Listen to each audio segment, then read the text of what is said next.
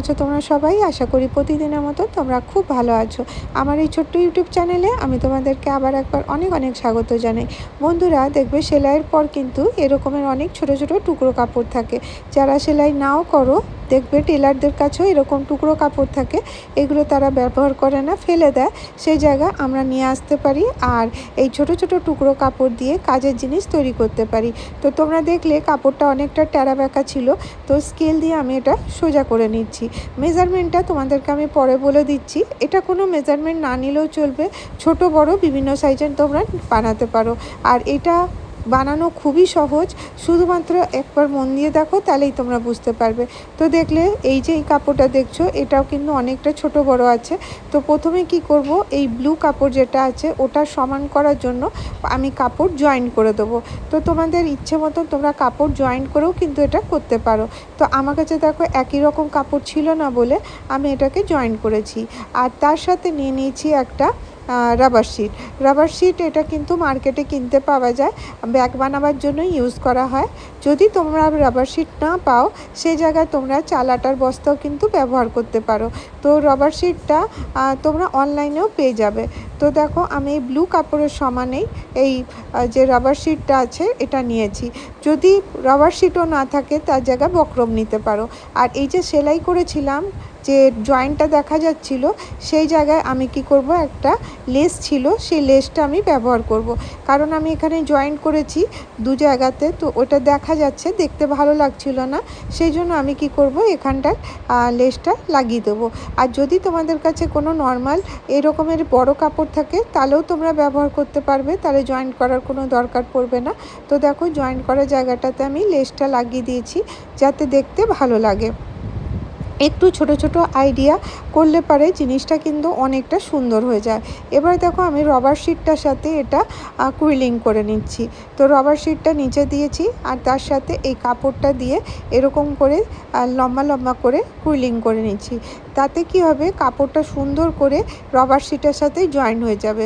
তোমাদেরকে বললাম rubber sheet নাও থাকলে ফোম শিটও নিতে পারো। এবার দেখো এটা একটা জয়েন্ট হয়ে গেল।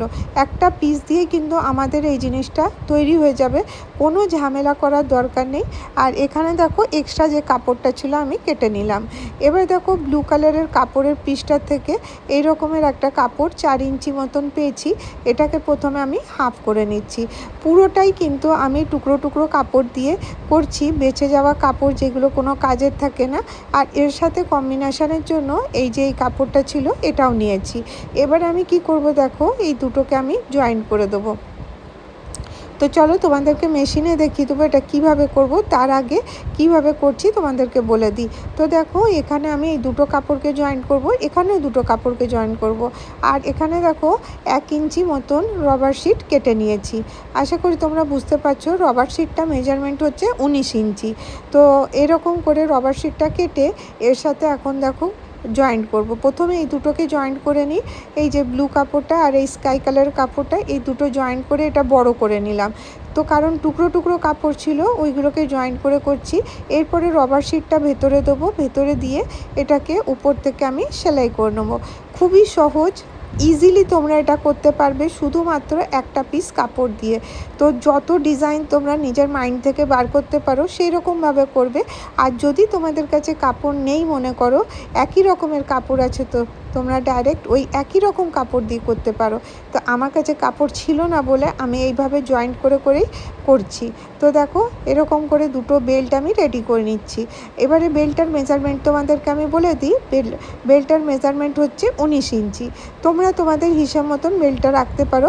এবারে যে মেন পার্টটা আমি জয়েন্ট করে রেখেছিলাম রাবার শিটের সাথে, মেন ফেব্রিকটা, এবারে আমি এখানে মেজারমেন্টটা নেব।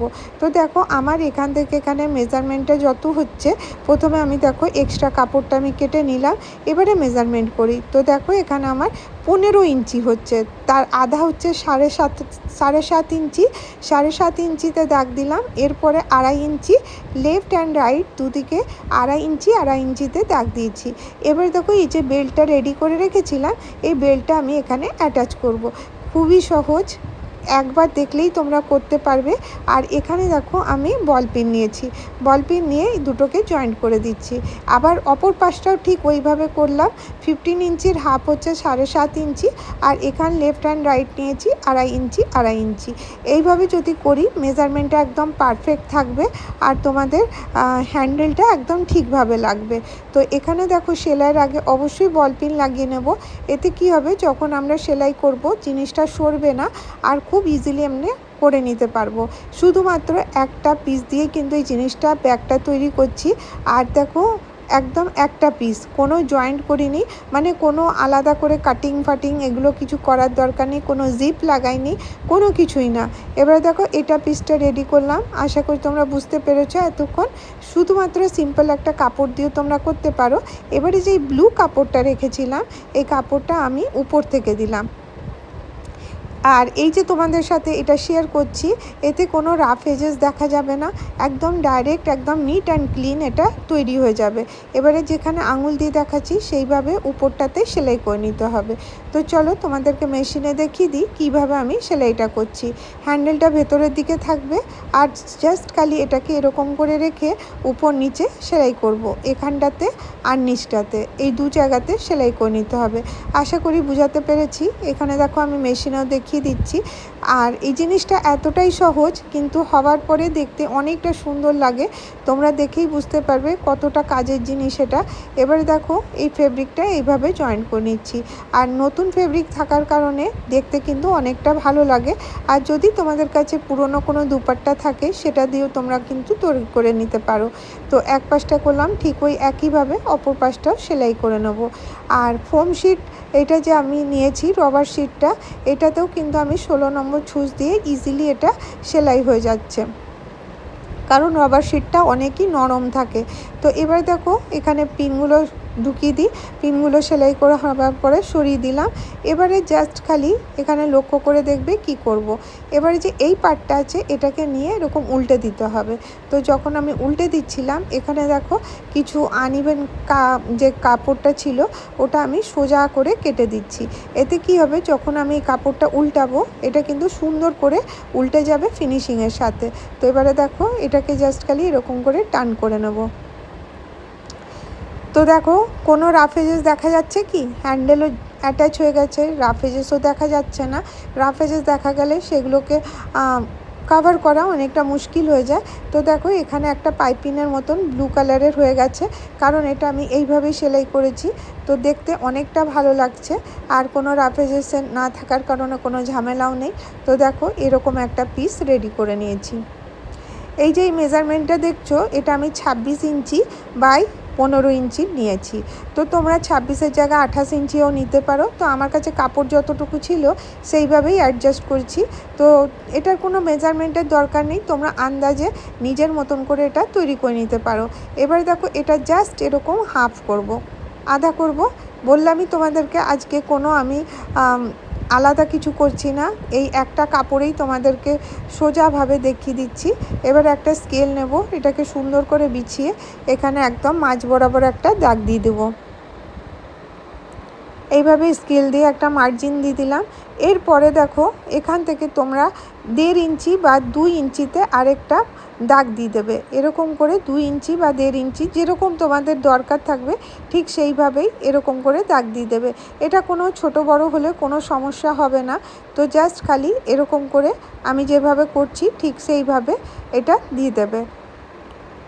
এটা হয়ে গেল। এবারে এই কাপড়টা দেখো জাস্ট এরকম করে উল্টো করে নিতে হবে। তো ব্লু কাপড়েই আমি দাগ দিয়েছি, এটা দেখা যাচ্ছে।